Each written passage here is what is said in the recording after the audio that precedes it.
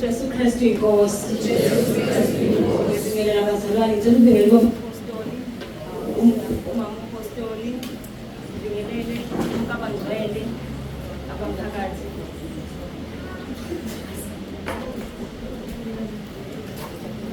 Zaman phela nihambe singayi.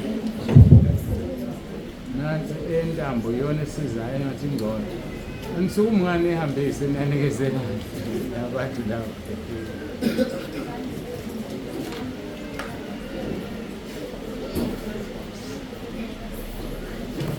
Jesu Kristu inkosi. Ngiyabingelela abazalwane, ngibingelela abapostoli, ngibingelela bonke abangcwele egameni lenkosi yethu Jesu Kristu waseNazaretha. Ongaphambili unompumelelo wakaGlose eNdwedwe eBridging eSothungathi. Ngiphakamisa ukumbonga uNkulunkulu namhlanje ngihlanganele nabangcwele. Ngihleli phansi ngibuka isikhathi esikabela sona ngithi Nkosi yami ngoba ubufakazi bami bude kakhulu ngizokwenza kanjani.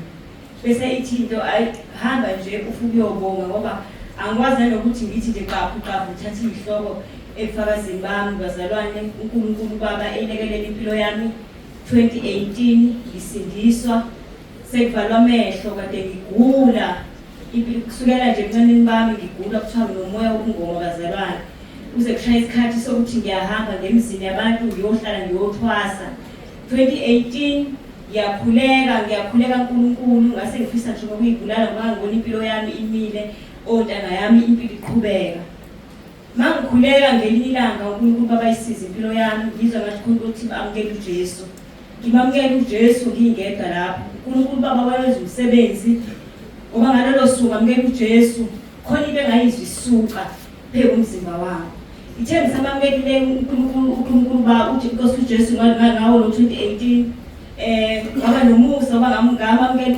inkosi uJesu ngisekhaya uNkulunkulu Baba ngihlanganisa nabanye abazalwane baseFaith Mission futhi babedlaza nabazali baseFaith Mission bafaka iFaith Mission ngithe ngiseFaith Mission bazalwane ngikhonza umusa wenkosi ngicindezelekile izimpi zikhona ngathola nomntwana ongifaka ekhaya lezi 2022 inkosi yangisiza abazalwane mangingena ekhaya lezi ngafika ubaba umpostoli ekhuluma ngokungcwele nokuvunywa kwezono into ekade ngingayazi ngikhumbula ukuthi makubhabhadiswa ngabhabhadiswa mina izono ngangayivumanga wathi mangabe sefika umama lapha emfuleni sekumele ngikhulume phela ngisho ukuthi manje na mina ngumuntu wahamba kanje ohambeni lwami ngivuma izono kwangavuma abazalwane nje ngivuma izono ngangena emanzini ngingayivumile izono uNkulunkulu wangibamba kuthema ngibe emanzini uNkulunkulu waveza konke bazalwane izono zonke ekade ngizenza